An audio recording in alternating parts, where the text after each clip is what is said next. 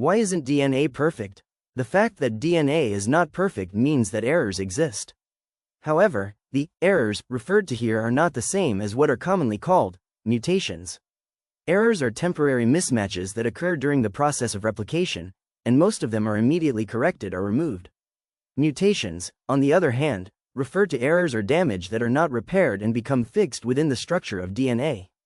Therefore, the question here is not, why do mutations exist in DNA, but rather, why is the error rate not reduced to zero?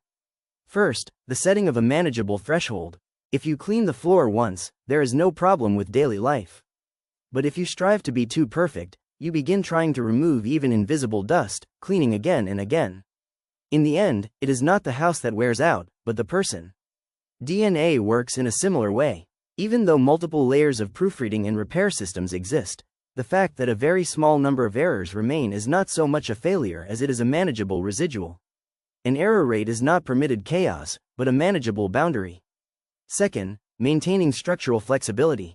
A machine in which every part fits together with perfect precision can stop functioning under even a small change in conditions.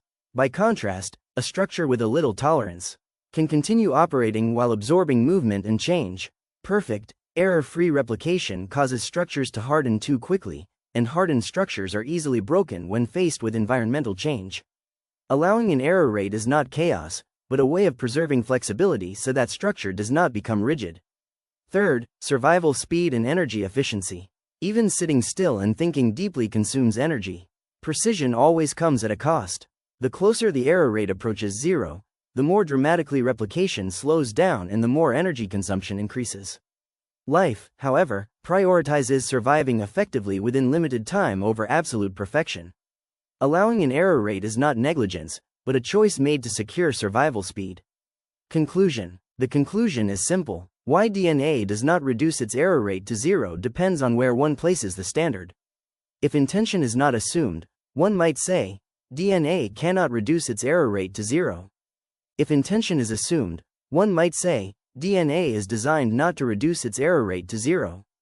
These two statements describe the same phenomenon, but because their reference points differ, they lead to entirely different worldviews.